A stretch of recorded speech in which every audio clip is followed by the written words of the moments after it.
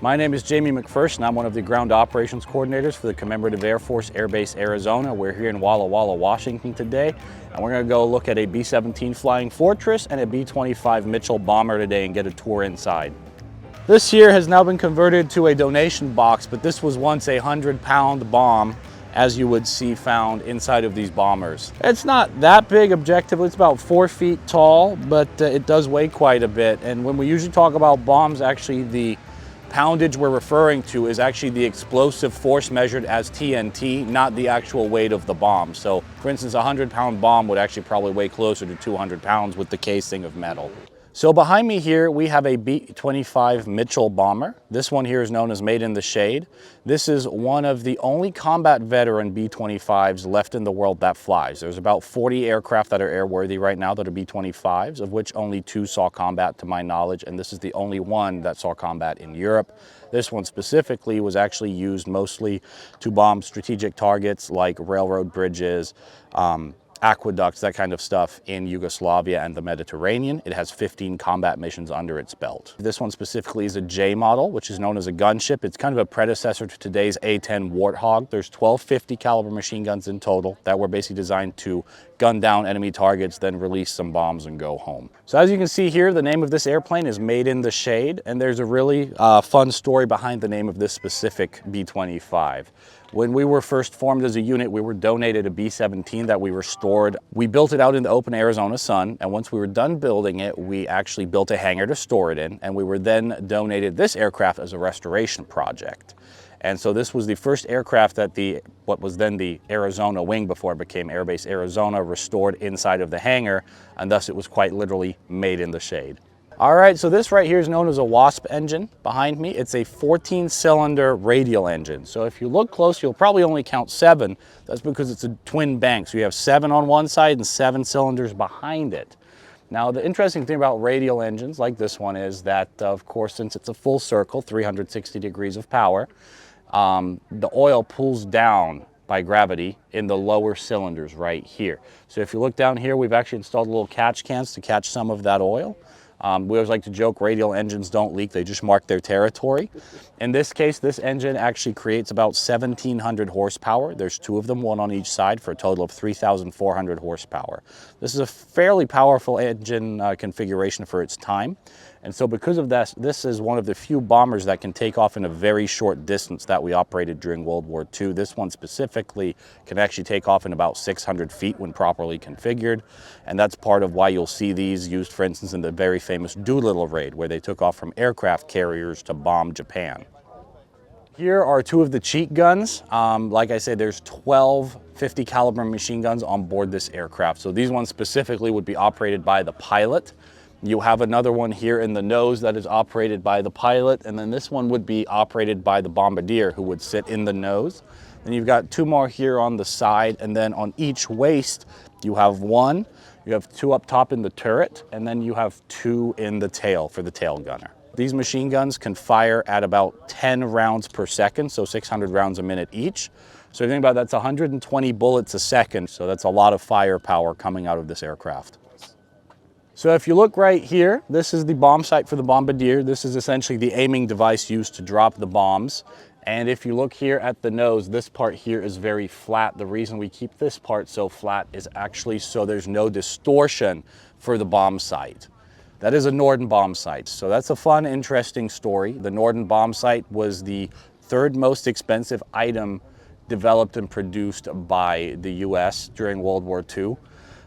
The most expensive things being number 1, the B-29 bomber built by Boeing, and number 2, the Manhattan Project, also known as the atomic bomb. So this was the 3rd most expensive thing we developed during the war, and it was kept very secret. And generally bomber crews were required to remove these after mission and put a cloak over them and deliver them to an armed guard who would actually guard those 24/7 when they weren't in use. So if you look inside of here, in our bomb bay, we actually collect signatures from different World War II veterans who served on board different B-25s. Notably here, we have a veteran of the Doolittle Tokyo raid from 1942. Another one here, Ed Saylor, he's a Tokyo Raider as well. And here's a 3rd one. So there's a number of them. Then over here you have a gentleman, Ken Calkins, he was actually one of the maintenance crew on a B-25 out of California during the war. And last but certainly not least, another highlight I like to show is Betty Hayes here. She actually worked in the Kansas City plant of North American Aviation building these aircraft. So she is one of the Rosie the Riveters. About 80% of this aircraft was manufactured and assembled by women. So if you look above you here, there's actually some bombs. I believe here you have a 500 pounder and these are 250 pounders. Like we were talking about earlier, the poundage is really referring to the explosive power of the bomb, not the actual gross weight of the bomb. And here are the shackles that essentially the bombs would hook into. So typically when they drop, they're released in a staggered formation. So you'd have one drop, then one from the other side and so on, but in a very quick succession. What I always like to point out to people too is these bombs are pretty much gravity operated only. They're not like modern day cruise missiles or anything that can steer to a target. So the best way I like to kind of explain this is imagine you're driving at 30 miles an hour down the road with a can of Coke and you want to throw it in a trash can, right? You're really trying to math out how to get it into that hole perfectly. So bombing back then was a lot more of a mathematical science, and it was a lot less accurate than it is today. And that's why the Norden bomb sight was such a critical piece. It could do about 60 different computations, not just solutions, but 60 computations, including different things like airspeed, wind direction, to help calculate where the bomb would fall. So it was a very important piece of the equipment that kind of goes hand in hand with this. The other thing you'll notice in this bomb bay specifically that you'll see differently in most other bombers of the time, especially like our B-17, is there's no direct pass-through in here because the bomb bay absorbs most of the fuselage center. There is actually a small crawl space right above us that I'll show you guys later, but essentially there's no way to walk through the bomb bay. So if you look right down here below you, you've seen this ladder. Now the ladder we have there is for ease of spectators to come in and out. There is a ladder there that is designed. It's just a 90-degree vertical. It's a little harder to get up. And that's the only way in and out of here by design. There are some emergency exits, like this one here behind me. Right here, it's essentially a sunroof that you can go through. And then in the nose, the bombardier had his own emergency exit as well. The seats behind you that the cameraman is sitting in, those are retrofitted. Originally, there would be a jump seat and a platform there for the turret gunner who would operate this turret gun above you. And then here would have been a variety of different gauges, switches, and fuse panels. These here have been slightly modified and modernized, of course. But the flight engineer was basically the third member of the crew that would help operate the aircraft along with the pilot and co-pilot. Of course, we've modernized things a bit. So here's one of the jump seats that would have been there originally, along with the platform that would have been where the cameraman is now sitting. So originally it's an electric turret, so he would actually poke through here and there would be electric controls for him to turn it. It turns and swivels 360 degrees. It can aim pretty much horizontal and up and around, so it mostly protects from oncoming attackers from above. The flight engineer had a lot of different roles, but nowadays, of course, you have a lot more automation in an aircraft. So a lot of things like fuel management, emergency management, fire risk, anything like that fell onto the engineer, right? If a control cable, because most of them are actually exposed in here, if those were damaged in flight, he would essentially repair those so we can control the aircraft. So that was a lot of his key things, was basically in-flight repairs and ensuring that the systems are operating properly. Because nowadays, of course, we've got that all automated, but back then a lot of that was still done by hand, which is why you essentially have 3 essential crew to operate this aircraft as opposed to 2, as you would nowadays in, say, an airline or something like that. Okay, so in here, we're in the cockpit of the B-25. And as you can probably tell, if you know anything about aviation, we have modernized this a little bit, right? You've got your comms and your transponder and all the good stuff that's required nowadays of an aircraft. But a lot of it really is the same basic principles that you'd start out with if you learn even nowadays in a basic Cessna airplane or something, right? You've got your 6-pack here.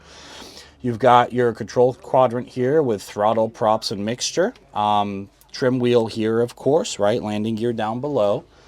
And what's nice too is you've got these windows here. They open quite wide. It's just a fun little lever right here. You just slide it forwards and backwards. But yeah, other than that, like I say, you've got, of course, your yoke here. And then you've got your rudder pedals and brakes down below. And that's pretty much it. It's very much based on a lot of the same principles that you still learn today. So if you look right there, that's essentially a crawl space above the bomb bay that goes to the back. So that was the only way in flight for the crew to maneuver back and forth between the front and the rear of the aircraft, would have been that very tight crawl space. Now granted, most of these Individuals who flew on board this aircraft at the time were somewhere between ages 18 and 22, and back then people were a little smaller and a lot skinnier than they are today, right? Our diet was very different. But so all these young men were crawling back and forth through there. That was their only way. So that's our crawl space again, just from the other side. So we're now in the rear of the aircraft behind the bomb bay. And these seats down here, they've been added for the safety and enjoyment of our passengers. But these two 50 caliber machine guns here are every bit as real and original as the aircraft itself. So if you look up here on each side, there's storage boxes. Those would hold ammunition for the 50 caliber machine gun. And then the machine gunners would stand back here, grab it, and then they have a trigger here that's been manufactured to basically alleviate the trigger in the back so they can use trigger fingers like they were trained to do.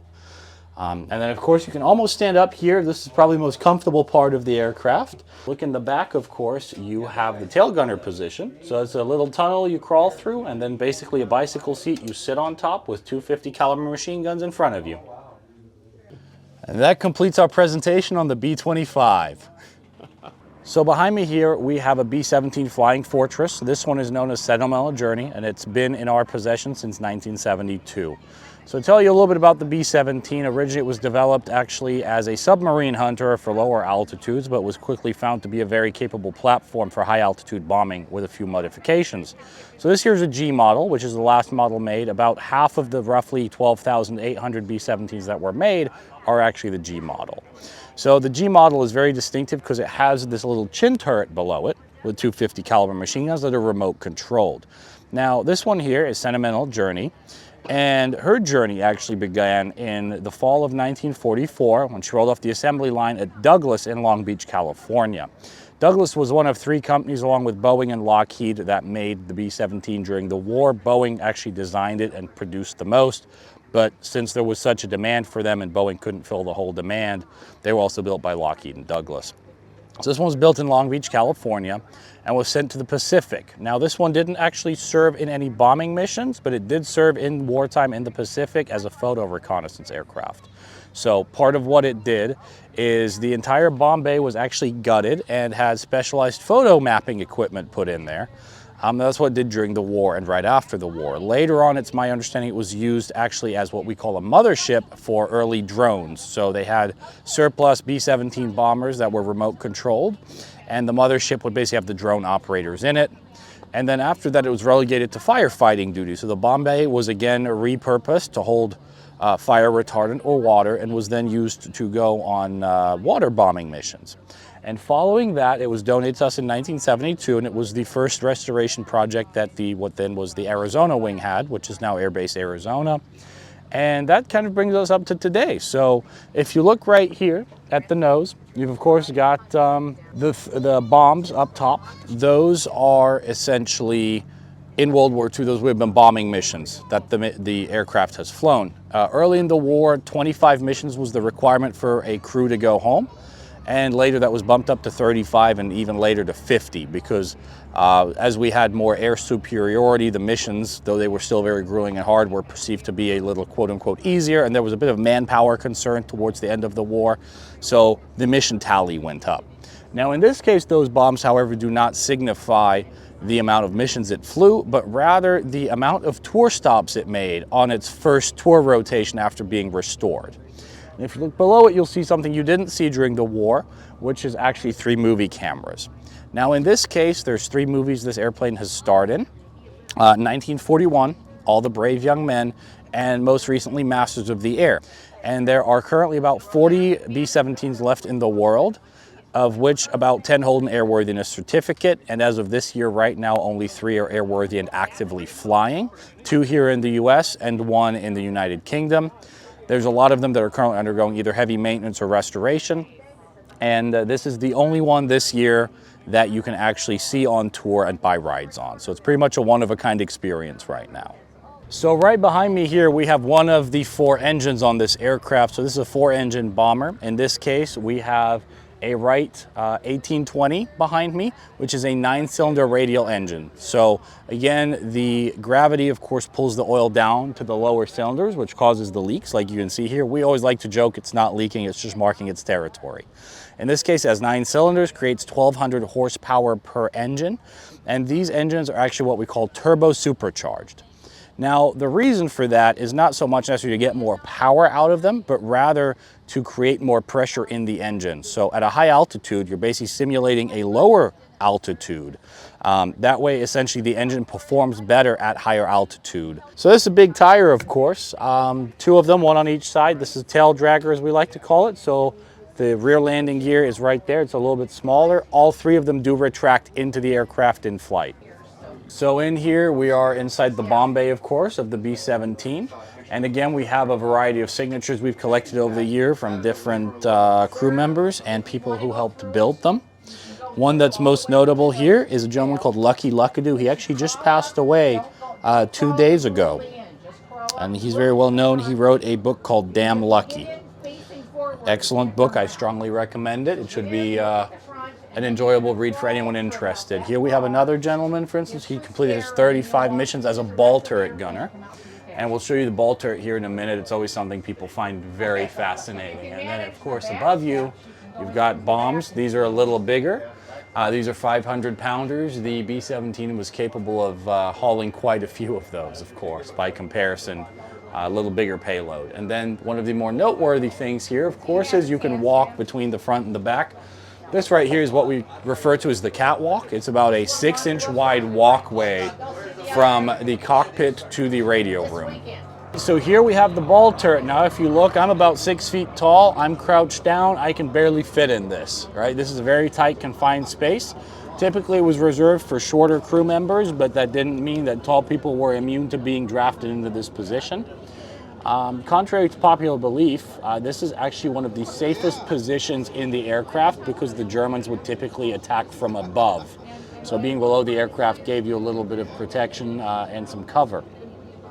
Now the way it works is this actually reclines down into the fuselage, and they would climb in from inside the airplane into the ball turret and then would turn it on, and it's electric, so it was operated that way. And they could swivel it 360 degrees, aim down and around, and protect the aircraft as best possible.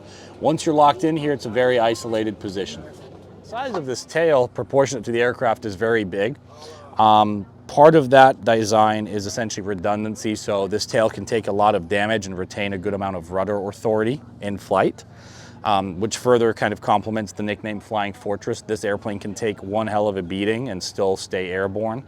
You know, it's definitely well made, but the fuselage itself, it's made of very thin aluminum, about as thick as 2 Coca-Cola cans pushed together. So essentially if it gets hit, right, the bullet goes in one end through the aircraft and out the other. There's absolutely nothing there.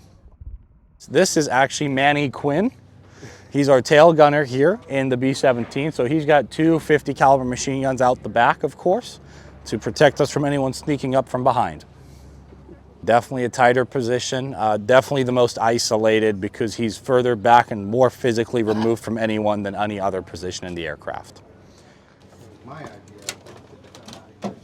So just be careful, it is tight. What we'll do is we'll start in the nose and kind of work our way backwards. All right, so behind me we have what I like to call the best seat in aviation. It's an absolutely incredible view, but this is the bombardier's seat. So he's one of the 4 officers on board of the 10-man crew on this B-17. His job essentially is to calculate where to drop the bombs. They were talking about earlier with the Norden bomb sight. There's one of those right behind me. And then over here we have the navigator's table. So the navigator was in charge of strictly navigating this aircraft to the target. And then if you look over here, we've got, of course, 2 50 caliber machine guns, one for each of the crew members in here to use. This is another signature piece of the G model to have 2 50 caliber machine guns in there. Originally there were none, later there was one, and on the G model there is 2. The other thing you can see here is this is one of the microphone inputs for the aircraft. So actually everyone in here, like I said, it was an unpressurized system in this aircraft, so you're exposed to the elements. So everyone had a throat activated mic they could talk to each other that way because it's very loud, of course, in an airplane like this. And then down here, this is what's known as a rheostat. So when I was talking earlier about the bunny suit they would wear under all the leather clothes, they could plug into here and essentially turn up almost like a dimmer switch on your light. They could set how much heat they wanted. Now most veterans I've talked to will tell you there's really only two settings, too hot or too cold. But in theory, this was variably adjustable to keep them relatively comfortable as best possible. And then if you look up here behind, or above me, behind you in a minute, I'll show you what's known as the celestial dome. So this is primarily, actually no joke, for stargazing, so that you can actually look around and see where the stars are to help navigate, right? So it's known as the celestial dome for that reason. All right, so if you look up here, coming up the small ladder into the cockpit, this is the pilot seat and this is the co-pilot seat. Configuration here is a little roomier, but still pretty tight compared to a B-25. Now the visibility is pretty nice too, but a little smaller, and there you can see your celestial dome that we were just looking at. Up here we've put all the modern avionics separate to all the original stuff. Of course, the instruments have been redone, but it's not too different from its original configuration. One of the big differences you'll see here is instead of having the conventional lever setup of throttle, prop, and mixture, you have your mixtures here, all four of them. You actually have all four throttles here. So this bottom one is a throttle and this top one is a throttle. So this is essentially the two on the left, throttles 1 and 2, and then throttles 3 and 4 right here. So if you watch a war movie, you'll often see they'll take the underhand and move them like this. That is actually so they can control all four, but you can also control the tops or the bottoms separately as needed. And then here you have all four of the propeller pitches right there to adjust. You've got actually one of your trim wheels right here for the rudder trim, and then your elevator trim right there. And then here, of course, you've got a control yoke, much like most other bombers of the era. And that one, of course, says Boeing, right? The Pride of Washington right there.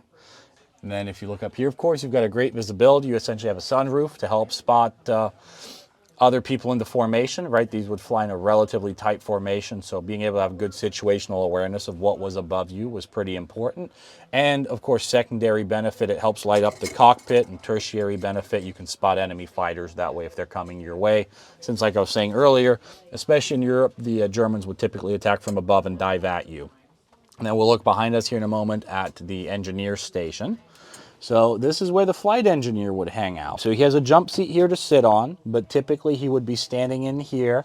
If you look behind you, there's a fuse panel and some other things that are essential for operation of this aircraft. Like we talked about in the B-25, you absolutely needed a third person in the cockpit to manage the systems, but he would also be the turret gunner, not unlike in the B-25. All right, so if you look out behind me here at the engines, right, there's two on either side, and if you look at the inboard side, you'll see those are painted while the rest of the aircraft is still pretty much bare metal for the most part. And the reason for that is actually to prevent glare from blinding the pilots or inhibiting their vision while operating the aircraft. All right, now if you look here, I'm in a pretty tight spot, quite literally and also figuratively. So this is what we know as the catwalk. It's about 6 inches wide, and it takes us from the front of the aircraft to the rear, where we have the radio room, the waist gunners, the ball turret, and the tail gunner. And this is the bomb bay. So on either side would have bombs, typically a full assortment of them. And it was actually the bombardier's job in flight to come in here and arm the bombs. So he would have to remove safety pins, and he was required to keep those on his person as proof the bombs had been armed and primed for being dropped. Yep, so these are primarily seats we've added for passengers. So here you've got 3 extra seats for passengers. This would have been the only original seat in here, and it wouldn't have had a seat back, and this is where the radio operator would have sat. And this is where all the radio equipment would have been. And then on this side primarily would have been a life raft and some area for the crew to basically sit down, that kind of sit down together like in a bobsled almost in each other's laps, for the waist gunners and the tail gunner during takeoff and landing, so it's somewhere secure to sit. And then this 50 caliber machine gun here can actually be moved down these rails and used to be fired upwards to protect the aircraft from oncoming attackers from above. Moving on, right there below us is the ball turret. So this is how you would have originally accessed it, from inside the aircraft through that hatch there. and that's how you get in and out of it. Now, another fun thing I like to show people in here, so if you look right here, behind this box, there's a little funnel. That funnel is known as a relief tube. I'll let you guess what that means, but it is exactly what you're thinking. And standing up right here, of course, we have two 50 caliber machine guns again. And here we have more control cables for the aircraft. And so you'd have two waist gunners in here. Now, if you notice, the two guns are actually staggered. On earlier versions of the B-17, they were side by side, and there was no plexiglass. There was just originally a window. Problem is the window would freeze up and you couldn't see out of it, so they've removed the windows and this would just be open. So there'd be a slipstream of wind coming through here. So think about, you're going over 200 miles an hour at below 70 and you're standing by this window. Absolutely crazy environmental effect, right? But again, you've got these two 50 cals here and they're staggered in parts, so as these two crew members swing around shooting guns, they're not bumping into each other, they're traversing past each other. The other thing I always love to show people about these 50 calibers in the B-17, if you look right here, this is actually a holographic sight, not unlike a red dot sight used by the military or law enforcement nowadays. A lot of people don't realize those already existed during World War II. And again, here is a specialized trigger, so they can grab it and just use their trigger finger. And then here you've got, of course, a big box full of 50 caliber machine gun rounds. It would not be uncommon for them to bring extra on board if possible, but typically by the time you'd get back from a conventional mission, there would be nothing left. In Hollywood, of course, you see these guys just laying down on it. In reality, typically about a 1 to 2 second burst each time they'd spot an aircraft. So 10 to 20 rounds max, partially reserve ammo and partially because of how fast things were actually happening here in the air. This is the only place in the aircraft where a large person can stand up, is right here. For reference, I'm about 6'1" and I can stand freely here, but this is the only place in the entire aircraft where that's possible. Anywhere else, you're generally going to have to duck down, and of course towards the tail, things taper down again. So as we move through, we start getting smaller again. Yep. And then our tail gunner would crawl through here past the tail gear, past the landing gear, and towards the back. And they're actually the only crew member with a dedicated escape hatch to the left there. I don't know if you can see it from there. That was the only way for them to escape. And we don't let people back there because of the tail gear, of course. So we're with Airbase Arizona, which is part of the Commemorative Air Force. The Commemorative Air Force is comprised of over 60 wings across North America and Europe and Mexico. There's one wing in Europe and one in Mexico. But we operate over 160 flying World War II aircraft, so the world's biggest World War II aircraft operator. Each different wing has different things. Some are more like a flying club, others like ours are a little bigger. We have our own museum down in Mesa, Arizona with over 30 aircraft on static display as well as 7 that you can fly on. And those are generally year-round possibilities, but during the summer, to beat the heat and kind of get out and let the whole country enjoy these aircraft, we take some of the bigger aircraft like our B-17 and our B-25 on tour across the US. Nowadays, we tend to kind of alternate between an East Coast tour and a West Coast tour every other year. And we make different stops, typically from May through September. So for about 4 months, we're somewhere else every week. So you'll see about 16 to 20 stops a year typically for us. And we're an all-volunteer organization. So most of us, like myself, will come out for about 2 weeks at a time and basically make this possible and help any way we can, right? Whether that's selling rides, whether we're flight crew. The pilots, of course, dedicate their time as well. Most of those are either airline pilots or career military pilots who fly these aircraft for us. And so everything we do is self-funded, right? We, of course, once in a while get a generous benefactor, but for the most part, the way we operate is all of our revenue from rides, from tours, from souvenirs that we sell in our portable gift shop trailers, and of course the revenue that the museum creates is how we fund all of this. And again, we're a nonprofit, so all of this just goes right back into the organization and into trying to maintain these aircraft and keep them airworthy as long as possible for others to enjoy. The way I always like to put it is we're basically holding the door to the past open as long as possible for people to go through it. And so being able to come out on tour and help make that a possibility is an honor and a privilege for all of us. There's nothing more redeeming that I've ever done in my time.